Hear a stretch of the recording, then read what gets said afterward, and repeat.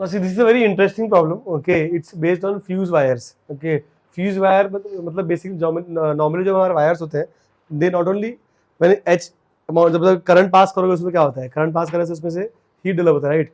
वो जो हीट है, okay, it is radiated outside. समझ में आ रहा है क्या? जो हीट जो भी तुम पास कर रहे हो, हीट जो क्या रेडिएशन से निकलता है बाहर, राइट? समझ में आ रहा है? तो यहाँ पे ना when you talk about filaments, okay, और फ्यूज वायर्स और any resistance to be on that matter, कि जब भी हीट प्रोड्यूस एच, तो that heat is used in two ways actually, ठीक है? एक one part of the heat will be used to increase the temperature of wire itself. Do you agree और not? जब तुम्हारा करंट में वायर जा रहा है तो हीट क्या बोलते हैं, खुद का टेम्परेचर इंक्रीज रहेगा, राइट? गर्म हो जाएगा वायर. समझ में आया क्या? और देन ऑल्सो अगर तुम थोड़ा पास में हो तो देखा कि heat is also radiated from the body, right? There is radiation also coming into picture. समझ में आ गया? तो थोड़ा बहुत रेडिएशन का कॉन्सेप्ट अगर पता है तो आप उन्हें फ्यूज वायर सम का अच्छे से कर सकते हैं.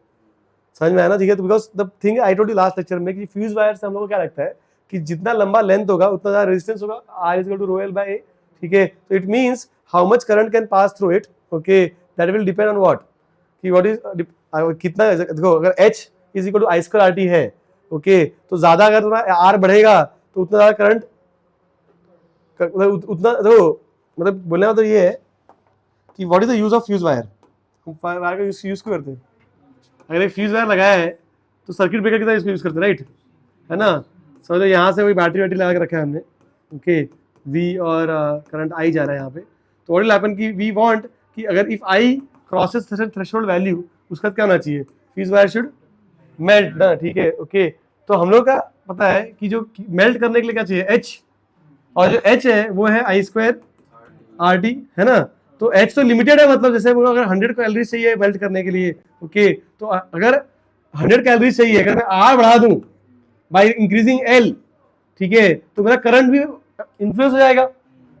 समझ में आ रहा है क्या? ठीक है. अगर समझ लो मेरा रेजिस्टेंस ज्यादा है तो कम करंट में ही क्या बोलते हैं वो मेल्ट हो जाएगा. अगले पॉइंट, ठीक है. तो हमको क्या लगता है कि जो फ्यूज वायर का लेंथ है वो इन्फ्लुएंस करता है कि कितना करंट उसमें फ्लो हो सकता है. समझ में आ रहा है क्या? But I show you the some, okay, reality is different, okay. It's not that कि H doesn't या I doesn't depend on resistance, it depends on it, okay, but the dependency is not on L, okay. तो वो हम लोग exploit करने की कोशिश कर रहे हैं. बट ये कॉन्सेप्ट कहाँ से रिलेट होगा? Because it will relate to radiation also, because पहले तो हीट जो है, जो भी अमाउंट ऑफ हीट डेवलप हो रहा है, जो H डेवलप हो रहा है, ये खुद वायर एब्जॉर्ब करेगा थोड़ा बहुत पार्ट क्या करेगा? It will radiate also. तो we have to understand the concept radiation before I go into the wire का प्रॉब्लम. समझा? तो ये रेडिएशन पे भी आ जाते हैं, okay. We will do this law in detail, थोड़ा सा और अच्छे से पढ़ेंगे जब मैं तुमको पढ़ाऊंगा हीट ट्रांसफर, ओके. बट अभी के अभी मुझे ये कॉन्सेप्ट चाहिए तो इसलिए मैं थोड़ा करा देता हूँ, okay. There is something called Stefan's law of radiation, okay, which tells you that कि रेट ऑफ रेडिएशन मतलब रेडिएशन दो टाइप का होता है ना, हम हीट एमिट भी कर रहे हैं और एब्जॉर्ब भी कर रहे हैं, बरोबर ना? मतलब तो radiation I am talking about both, okay. Rate of emission and rate of absorption, both they will depend on the fourth power of temperature के फोर्थ पावर पर डिपेंड करता है, ओके. मतलब अगर एक ऑब्जेक्ट है जिसका खुद का टेम्परेचर T है, ओके, और surrounding temperature room temperature T0 है, तो क्या हो रहा है? By virtue of its own temperature it is emitting heat, isn't it? तो खुद के टेम्परेचर की वजह से it is emitting heat, right? And by virtue of surrounding temperature it is absorbing heat, है ना? सराउंडिंग से हीट मिल भी तो रहा है, तो एक्सचेंज दोनों के बीच में रहा है. यहाँ से हीट एमिट कर रहा है, वहां से हीट मिल भी रहा है. समझ में आ रहा है क्या? तो टोटल मैंने कितना दिया? It is how much heat I emit minus how much heat I got. समझ में आया ना? ठीक है. तो ऐसा कुछ है, मतलब यू कैन सी यहाँ पे T⁴ it is a heat emitted by the object and T⁴ is basically heat absorb. समझ में रहेगा? एंड ये जो बाकी सब है वो कांस्टेंट ऑफ प्रोपोर्शनैलिटी है, ओके. ये जो सिग्मा है इसको बोलते हैं स्टीफन्स कांस्टेंट, ओके. इसको बोलते हैं हम लोग एमिसिविटी, ओके. ये है एक्सपोज्ड एरिया. स्फीयर है अगर तो एक्सपोज्ड एरिया इज 4πr². समझ में आया क्या? अच्छा, E का वैल्यू 1 होता है फॉर ब्लैक बॉडी, वो सब हम समझेंगे, मतलब ब्लैक बॉडी क्या होता है वो उसको अभी सिलेक्ट करके हटा दो, मतलब ठीक है. If is a perfectly black body then E का वैल्यू इज 1, बट अभी के लिए मैं इसको E रख रहा हूँ, मैं इसको E चेंज नहीं कर रहा. समझ में आया क्या मैं कर रहा हूँ? This is the constant of proportionality. यहाँ पर जो प्रोपोर्शनैलिटी का कांस्टेंट है वो सिग्मा है, Stefan's constant, E and A, okay. Those values I'm not discussing right now. The sigma का वैल्यू होता है 5.67 into 10⁻⁸ okay. E का वैल्यू डिपेंड करता है मटेरियल के ऊपर. A is the shape कि तुमने सिलेंडर बनाया तो सरफेस एरिया अलग आएगा, स्पीयर है तो सरफेस एरिया अलग आएगा। जो एक्सपोज सरफेस है जहां से हीट निकल रहा है या एब्जॉर्ब हो रहा है उस सरफेस की बात चल रही है, समझ में? इट्स नॉट द एरिया, मतलब डिपेंड करता है कि कौन सा ऐसा एक्सपोज सरफेस है। इफ जैसे सिलेंडर अब मैंने ऊपर नीचे कवर कर दिया है, ठीक है, तो सिर्फ कर्व सरफेस आएगा फिर, समझा? Only the expose part that you should understand, जहां से हीट निकल रहा है। ठीक, एनी क्वेश्चंस हियर? ये समझ में आया थोड़ा लॉ? ओके, तो ये स्टीफन्स लॉ से ये हमको ये फॉर्मूला है। ये क्या है? ये जो मैं निकाला है, it is actually how much heat is lost. Heat lost कितना होगा? इट इज मैंने कितना हीट एमिट किया माइनस मुझे कितना हीट मिल गया, तो that is the heat lost पर टाइम। इसको बोलते हैं रेट ऑफ हीट लॉस बोलते हैं अपन, समझा? ठीक है, Q अपॉन T, कितना हीट लूज कर रहे हैं, Q is heat here, okay, और अपॉन टाइम, समझा? इसको हम पावर लॉस ही बोल सकते हैं कि कितना पावर लॉस हो रहा है पर टाइम, कितना पावर लॉस हो रहा है, सॉरी पर टाइम नहीं। Any questions in the form of heat, कितना अपना पावर है वो मिल जाए आपको, ठीक है? अब इन्होंने क्या किया, थोड़ा अप्रोक्सीमेशन खेल रहे हैं, मतलब, ठीक है, बिकॉज नॉर्मल रूम टेम्परेचर में क्या होता है कि जैसे let's say temperature of the body is T and surrounding is T0, तो जो डिफरेंस होगा डेल्टा क्या, देखो T minus T0 is delta T। What is this called? इसको बोलते हैं हम लोग एक्सेस टेम्परेचर। समझ लो क्या बोलते हैं, सराउंडिंग टेम्परेचर 30 डिग्री सेल्सियस है, ओके, और बॉडी की टेम्परेचर है 35 डिग्री सेल्सियस, ओके, तो that 5 is called as excess temperature, कि हाउ मच टेम्परेचर बॉडी का है ओवर द सराउंडिंग। समझ में आएगा? Delta T is nothing but your excess temperature, ठीक है? तो मैंने बोला लेट्स डिफाइन एक्सेस टेम्परेचर, तो that is delta T which is simply body temperature minus surrounding temperature. तो इसलिए बॉडी टेम्परेचर कैसे लिख सकते हैं अपन? T0 plus delta T, okay. T0 is room temperature और रूम टेम्परेचर ऊपर तुम्हारा कितना टेम्परेचर है, दैट इज डेल्टा T, समझा? अब ये सब केल्विन में लिखा होता है, दैट यू शुड नो कि यहाँ पे कैपिटल D लिखा है, मतलब क्या बोलते हैं, everything is in absolute values, okay. तो we are taking a scenario जहाँ पे समझो कि सराउंडिंग टेम्परेचर हम लोग 27 डिग्री सेल्सियस है, ओके, एंड केल्विन में लिखेंगे 300, समझा ना? Okay, and for a small value delta T मतलब मैं क्या ले रहा हूँ, डेल्टा टी ले लो तुम इसका 10%, मतलब अप्रोक्सीमेटली 5% भी चलेगा एक्चुअली, ठीक है, 5 to 10% ले सकते हैं अपन, ओके। तो इसका 5% कितना होगा? 15, ठीक है, 15 है ना? तो मतलब अगर 15 तक का वेरिएशन, मतलब, ठीक है, और 15 इसमें ऐड कर सकते हैं, समझो, समझा ना? मतलब ठीक है, तो अगर मतलब अगर बॉडी का temperature is in this range, it is in the range of 300 to 315 in Celsius, it will be how much? 27 to 15 और ऐड कर लो, कितना आएगा, जो भी आएगा 42, समझ में आया क्या? ठीक है, तो वो रेंज में आए, ठीक है। I want to take a range where delta T small as compare to T0, मेरे को अप्रोक्सीमेशन करना है, मतलब, ठीक है, बहुत बड़े रेंज के लिए नहीं करेंगे हम रिलेशन, पर बहुत स्मॉल रेंज, जैसे मतलब समझो तुम्हारे पास क्या बोलते हैं, वायर है जिसका रूम टेम्परेचर 30 डिग्री सेल्सियस है, तो सराउंडिंग टेम्परेचर 30 है, इमेजिन कर लो कि सराउंडिंग टेम्परेचर 30 है डिग्री सेल्सियस, और ये जो फिलामेंट है या बॉडी है उसका टेम्परेचर तुम ले लो 40 डिग्री सेल्सियस, तो ये अप्रोक्सीमेशन वर्क करेगा, बिकॉज डेल्टा टी का रेंज शुड भी 15 के आसपास, तो ये 10 है तो चल जाएगा, समझ में आ रहा है? उस रेंज पे हम बात कर रहे हैं, तो सराउंडिंग टेम्परेचर से तुम्हारा टेम्परेचर बहुत ज्यादा डिफरेंट नहीं है, 15 का डिफरेंस चल जाएगा, समझ में आया क्या? ठीक है, उस केस में the relation that we have got from Stefan's law, it can be approximated to this version. देखो क्या आएगा कि I can write T as T0 plus delta T raise to 4, है ना? अब डेल्टा ये T0 को मैंने बाहर निकाला यहाँ पे, तो what will be that T0 raise to 4 1 plus delta T upon T0। अब यहाँ भी T0 रेज टू 4 है और यहाँ भी T0 रेज टू 4 है, तो वो पूरा ही बाहर निकाल लो, तो क्या T0 रेज टू 4 ही है, समझा? ठीक है, and you get 1 plus delta T upon T0 and this will be -1, समझे? अगर ये डिफरेंस इसके कंपेरिजन में छोटा है तो we can use binomial approximation, ठीक है, वही मैं करने का ट्राई कर रहा था अब तक, मैं वो रेंज ले रहा था जहां पे delta T is not very high as compare to T0, समझा? तो इफ डेल्टा T, ठीक है, is less compare to T0 which is the case I am talking about, 15 का डिफरेंस चलेगा, ओके, तो क्या कर सकता हूं मैं, I can use binomial approximation, तो ये 4 आ जाएगा अंदर, है ना, और ये 1 और ये 1 बाय बाय हो जाएगा, समझा? इफ दिस 4 इज इनसाइड, तो यहाँ पे 4 डेल्टा T अपॉन T0, एक T0 इससे गायब, तो you will get what, delta T मिलेगा, ये 4 मिलेगा, और यहाँ पे T0 क्यूब हो जाएगा, तो this relation get, this is the power का new formula, this formula works, this is the rate of heat loss, मतलब कितना हीट हम लूज कर रहे हैं, ओके, पर टाइम, ओके। इफ क्या बोलते हैं, तुम्हारा टेम्परेचर जो भी फिलामेंट है या बॉडी है उसका टेम्परेचर बहुत ज्यादा हाई नहीं है एज कंपेयर टू सराउंडिंग, समझ में आ रहेगा? What is this? Is constant, sigma is constant, E is constant, A is exposed area, okay, T naught is room temperature, जो which we believe that is pretty much constant, okay, and delta T क्या है? Excess temperature of body over surrounding. समझा? तो your how much heat you lose per time it will depend on the excess temperature. समझा? ठीक है, मतलब समझो तुम, इसका मतलब ये है, तुम ध्यान समझो तो अगर, ठीक है, समझ लो बस एक गरम गरम चाय है, मतलब एकदम गरम गरम, इसका टेम्परेचर बहुत हाई है, वर्सेस एक ल्यूकवार्म चाय है, ठीक है, ओके। तो ये लॉ तुमको क्या बता रहा है, क्या जो गरम गरम चाय है वो फटाफट हीट लूज करेगा, और जो ल्यूकवार्म चाय है क्योंकि उसका डिफरेंस कम है तो वो स्लो स्लो हीट लूज करेगा, क्योंकि और how much heat you lose depends कि तुम्हारा टेम्परेचर सराउंडिंग से कितना डिफरेंट है। समझ में आ रहा है? तो it is a hot tea will lose its heat very fast, ठीक है, compare to lukewarm tea. This is what it is telling you, है ना, and that is the basis of something called as Newton's law of cooling, जो मैं तुमको वहां पढ़ाऊंगा, ठीक है। तो न्यूटन लॉ ऑफ कूलिंग आएगा वहां पर, तुमने शायद सुना भी होगा उसके बारे में, ठीक है। तो will come to this in the law. Newton's law of cooling actually approximate form है स्टीफन्स लॉ ऑफ रेडिएशन का, समझा, और ये डेरिवेशन फिर से करेंगे वहां पे प्रॉपर्ली, ओके, बट अभी मुझे ये इंफॉर्मेशन चाहिए था इसलिए आई एम यूजिंग इट, ठीक है। व्हाई आई एम टीचिंग इसका, यू शुड अंडरस्टैंड कि रूम में जो हीटर्स होते हैं या फिलामेंट्स होते हैं, ठीक है, वो लोग क्या बोलते हैं, हीट रेडिएट करते हैं, तो वहां पे रेडिएशन वाला रिलेशन चाहिए रहेगा अपने को। Any questions anyone? यस,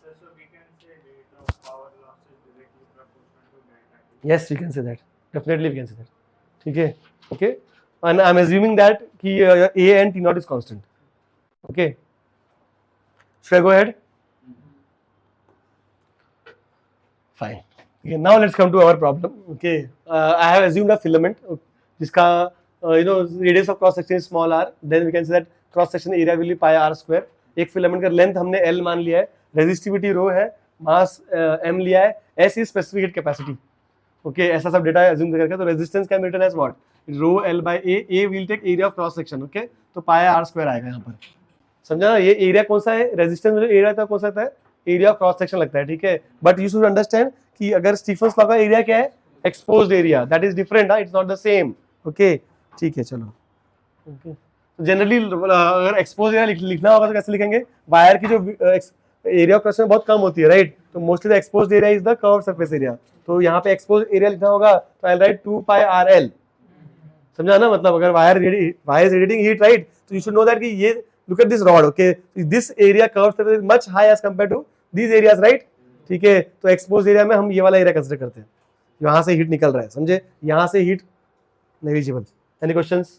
अच्छा, तो हमने क्या बोला, देखो अभी तुम समझो कि जब हम बैटरी लगाते हैं इसको और मैंने की क्लोज किया तो obviously some current will flow here, and if current will flow there is some amount of heat generated here according to Joule's law, H is equal to I square RT का heat बनेगा इसमें, ठीक है। अब मैंने क्या बोला कि इनिशियली क्या होता है कि जैसे हीट आया तो body has a tendency to absorb heat, ठीक है, यू नो दैट कि heat is used in thermal expansion, समझ में आएगा। तो हीट एब्जॉर्ब करेगा पहले और खुद का टेम्परेचर रेज करेगा, साइमल्टेनियसली क्या कर रहा है, खुद का हीट तो खुद का टेम्परेचर बढ़ा रहा है, साथ साथ में थोड़ा रेडिएट भी कर रहा है। तो इनिशियली क्या होता है कि हीट एब्जॉर्ब हो रहा है खुद, but object wire heat absorb करके खुद का टेम्परेचर भी बढ़ा रहा है, साथ साथ में रेडिएट भी कर रहा है, तो there are two actions going on, I get the point, ठीक है। तो that's what I have written यहाँ पे कि whatever battery is giving you power, what is battery का power, v square by r या i स्क्वायर r, जो लिख लो, ठीक है। तो जो बैटरी पावर दे रहा है दो तरीके से इस्तेमाल हो रहा है उसका, एक part is uses ms delta t, समझ में आ रहा है क्या, मतलब एक पार्ट किस लिए यूज कर रहे हैं हम लोग, अपने खुद का टेम्परेचर बढ़ाने के लिए, ठीक है, दूसरा पार्ट हम लोग यूज कर रहे हैं वो रेडिएट करने के लिए हीट, समझ में आ रहा है, this is the heat radiated, ठीक है। आई गॉट पावर का formula that was q upon t, what is q का वैल्यू देन pt, ठीक है। तो p मैंने बोला dt टाइम में कितना हीट तुम रेडिएट करोगे, p dt, है ना, देखो ना, मतलब यहाँ पे p का वैल्यू ना, p is q upon t, right, ठीक है। तो q क्या होगा, pt ना, तो यहाँ पे वही क्या हमने, ठीक है, p dt, तो in small time dt this is the amount of heat radiated, समझा,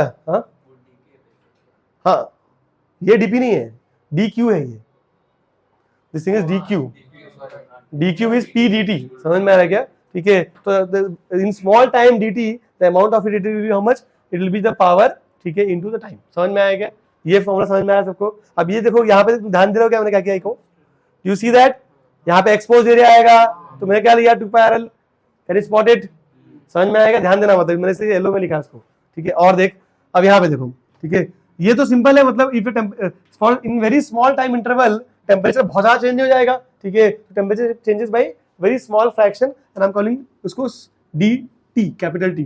capital T represents temperature and small T represents यहाँ पे time. I hope you understand that, ठीक है। एमएस डी ना, MS D T, MC delta T जिसको तुम बोलते हो वही है ये, है ना। सी के जगह मैंने एस यूज किया हुआ है और डी टी लिखा है यहाँ पे, D T is change in temperature. तो ये DQ1 है, ठीक है, which is use for its own temperature, और ये DQ2 है which is use to radiate. तो हम जो भी हम बैटरी हमारा दे रहा है हमको, हम उसको दो पार्ट में इस्तेमाल कर रहे हैं। बैटरी ने कितना दिया मुझे, बैटरी की पावर है v²/r इंटू dt कर दिया, तो that is the amount of energy given by battery. Power of battery is known, तो एनर्जी कितना होगा भाई, पावर इंटू टाइम, तो मैंने वो लिख दिया। तो थोड़ा चमका गया, क्या हो रहा है देखा तुमने यहाँ पे, ये रिलेशन समझ में आया क्या? अब पूरा थोड़ा कैलकुलेट तो अच्छा दिखना चाहिए करके मैंने ना कैपिटल की कांस्टेंट ले लिया है। अब now I am not going to put everywhere क्या बोलते this thing, I am going to put capital key, okay, ठीक है, जस्ट टू लुक, थोड़ा लुक के लिए, मतलब और कुछ नहीं। Any questions in this relation? I hope you understand what I am trying to say कि initially when you supply heat it's gonna be used for raising its own temperature, खुद भी गर्म हो रहा है और बाहर के सराउंडिंग को भी गर्म कर रहा है, it's radiating heat there also. समझ में आ गया? यहाँ पे T0 क्या है, रूम टेम्परेचर, T क्या है, temperature of the body at time T। What is capital T? Temperature of the object at T time. समझ में आ रहा है क्या? ओके, T टेम्परेचर पे है ऑब्जेक्ट, T टेम्परेचर पे है, और इन dt time it absorbs amount of heat dq from the battery which is used in two parts, dq1 and dq2. dq1 is this and dq2 is this, ठीक है। what is T? It is temperature of the object at T, this is temperature। समझ में आया क्या? Okay, तो you have understood this, but let's go ahead, थोड़ा आगे बढ़ते। अभी देखो ये क्या किया मैंने, यहाँ पे इसको k मान लिया, ठीक है, ओके, तो यहाँ पे k t minus C0 dt हो जाएगा, यहाँ पे d, मैं ना dt वाले टर्म्स को साथ में लेके आ रहा हूँ। I am just going to bring this entire term here, तो what you will get v²/r, है ना, ठीक है ना, minus k t minus C0, the bracket में dt आएगा। अंडरस्टैंड, समझ में आ रहेगा? ठीक है, देखो v²/r k अपॉन इंटू आएगा ना, मैंने कुछ गड़बड़ किया क्या? हाँ,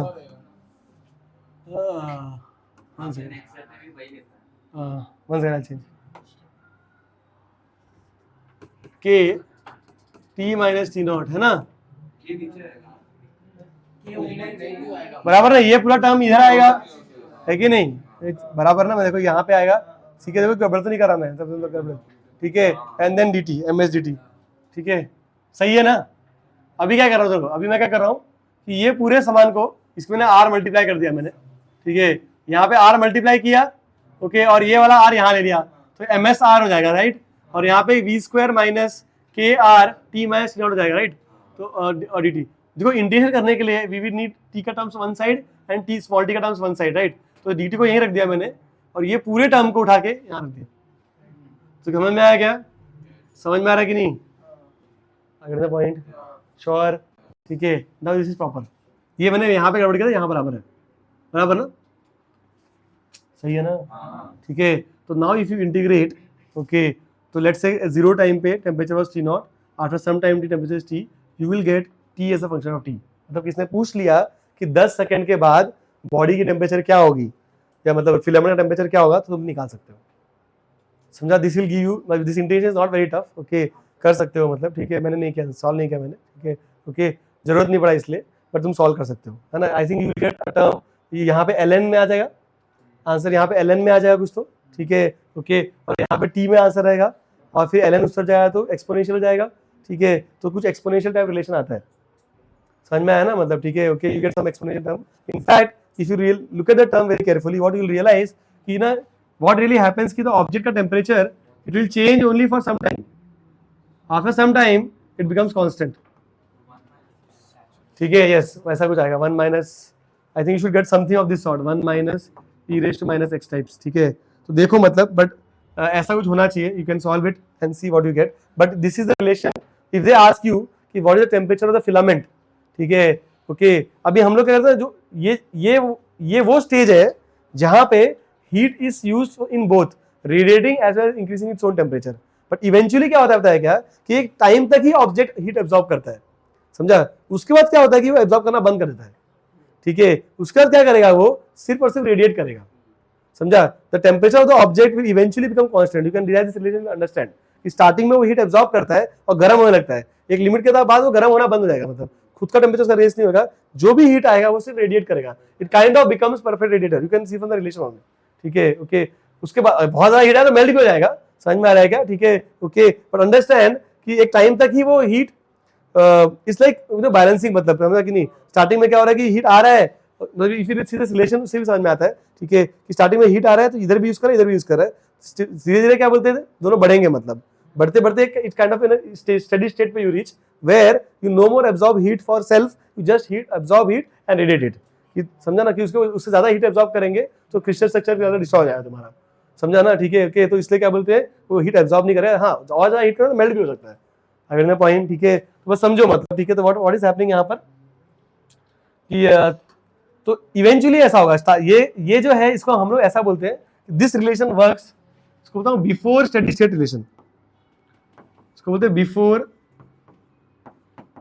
स्टेडी स्टेट रिलेशन। ऐसा कुछ कंडक्टर्स में भी होता है, when you are talking about heat by conduction, वहां पे भी ऐसे होता है, ठीक है, ओके। अगर इस rod which is conducting heat, conducting rod से भी ऐसा होता है, मैं अभी रेडिएटिंग रॉड की बात कर रहा हूँ, कंडक्टिंग रॉड में ऐसे होता है, समझा। इनिशियली व्हाट विल हैपन कि you absorb heat to raise your temperature also, but after a point you reach steady state. What is steady state, steady state का क्या होता है कि ऑब्जेक्ट का टेंपरेचर नहीं बढ़ेगा, ठीक है, ओके, इट विल ओनली क्या बोलते हैं use, what is steady state, ठीक है, steady state is heat created या हीट एब्जॉर्ब या हीट फ्रॉम द बैटरी बोलना चाहिए, या energy from the battery, not heat बोलना चाहिए, energy from the battery, energy from battery is only radiated, not absorbed, okay, that is steady state. तो this is relation of before steady state वाला चल रहा है, समझ में आया क्या।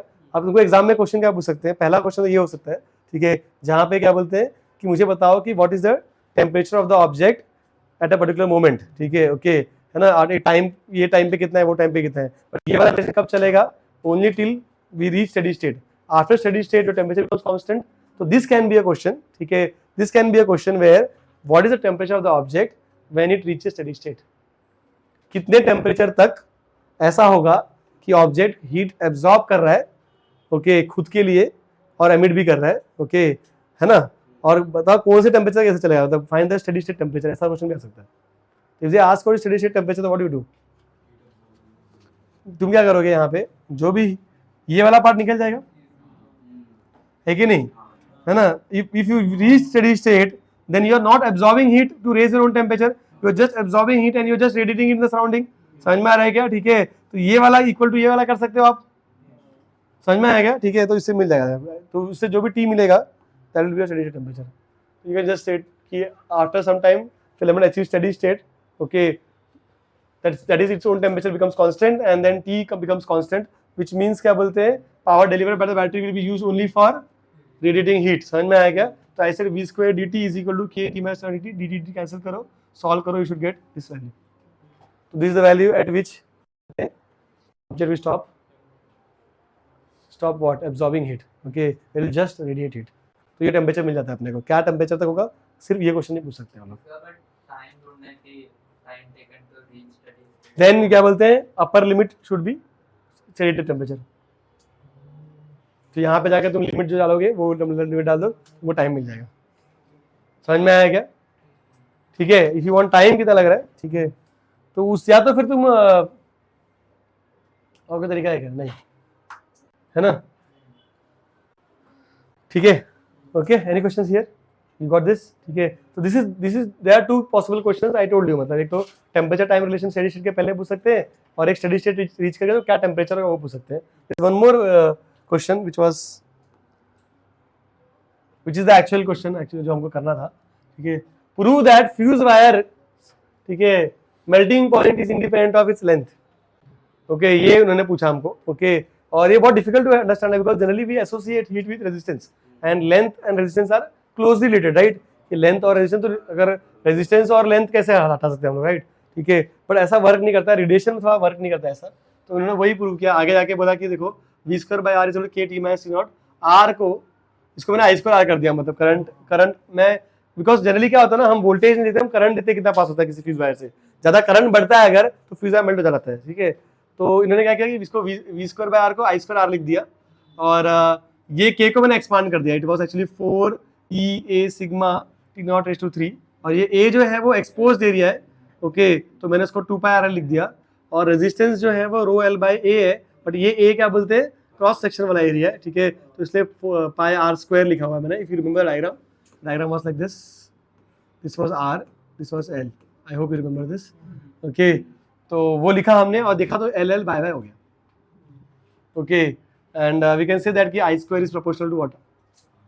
तो कितना थिक वो वायर है वो इंपॉर्टेंट है, कितना लंबा वो वायर है वो इंपॉर्टेंट नहीं है, समझ में आ रहा है क्या, ठीक है। तो फ्यूज वायर में इसलिए तुमको बोलते हैं जो इलेक्ट्रिशियन है वो फ्यूज वायर तुम्हारे, जैसे अगर फ्यूज वायर का लेवल होता है राइट, सर्किट ब्रेकर्स के लेवल है ना, ठीक है, कि फ्यूज वायर तुम क्या बोलते हैं, अभी जस्ट ये बोर्ड जो यूज कर रहा हूं मैं, उसके नीचे भी we can put a fuse connection right, and we can put क्या बोलते हैं एमसीबी के पास भी एक फ्यूज कनेक्शन, ठीक है, पर यहाँ वाला थोड़ा हल्का वाला वायर रहेगा, ठीक है, जैसे हल्का मतलब the radius will be less, समझा, और वहां वाला थोड़ा मोटा रेडियस वाला रहेगा, तो वो रेडियस डिसाइड करता है कि कितना करंट पास हो सकता है, नॉट द लेंथ, ठीक है। तो तुमको अगर ऐसा कोई जरूरी नहीं होता, इफ यू नो दैट ना, ऐसे 2 कनेक्शन होता है फ्यूजर में, ऐसा कुछ होगा राइट, ऐसे मतलब something of this sort right, तो यहाँ पे you put that wire connection, समझ में आएगा, ठीक है। जो इलेक्ट्रिशियन वायर लगा रहा है उसको ये नहीं, उसको तो ना वो माप के थोड़ा काटता है, वो जस्ट काट के लगा देता है बस, वो ये ना लेंथ बराबर है कि नहीं, बिकॉज अगर वो ये सब देखना पड़ेगा तो प्रॉब्लम हो जाएगा राइट, मतलब वो लेंथ अगर length was the deciding factor, then I have to precisely cut it and put it यहाँ पे, समझ में आ रहा है क्या, पर उसमें कोई पंगा ही नहीं है, तुम कैसे कितना भी लेंथ लगा दो, ठीक है, लेंथ मैटर नहीं कर रहा है, वो thickness of the fuse wire वो मैटर करता है।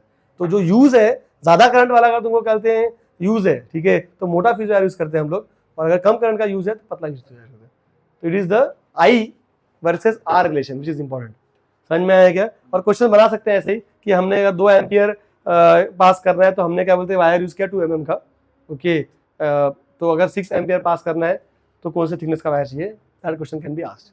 तो I square is proportional to R cube is the relation that we should understand. इसको रेडीमेड की तरह तुम रिलेशन की तरह यूज कर सकते हो, बट हमने पूरा डिराइव करके किया है, प्रॉपर क्वेश्चन है ये, तो समझ में आता लेयर बाय लेयर कैसे किया हमने, पक्का she understand what is happening यहाँ पे, ठीक है। यहाँ पे व्हाट इज हैपनिंग कि व्हाट वी हैव गॉट कि जो करंट है, ठीक है, it is independent of the length, समझा, इट डजंट मैटर कि कितना लेंथ का हम वायर यूज कर रहे हैं, बट व्हाट मैटर्स इज कितना थिकनेस का वायर यूज कर रहे हैं। इट्स अ बिग रिलेशन, मतलब बहुत इंपॉर्टेंट रिलेशन है। नॉर्मली अगर फ्यूज वायर पे क्वेश्चन आते हैं तो लोग क्या करते हैं, डायरेक्टली क्या बोलते हैं, उसको एसोसिएट कर देते हैं रेजिस्टेंस और लेंथ से, but the reality is different. अगर मैं तुमको ये नहीं पाया था और तुमको मैं एक स्टेटमेंट टाइप क्वेश्चन पूछ लेता, ठीक है, तो तुम भी फंस जाते और तुम आंसर लिख देते एल के हिसाब से, समझा। वो तुमको अभी पढ़ लिया है तो तुम बोल सकते हो कि भाई वहां पे रेडिएशन प्ले करता है, और पूरा रिलेशन निकालने के बाद वहां पे एल मैटर नहीं करेगा। समझ में आएगी आंसर, समझे क्या, ठीक है। तो लेट्स स्टॉप दिस।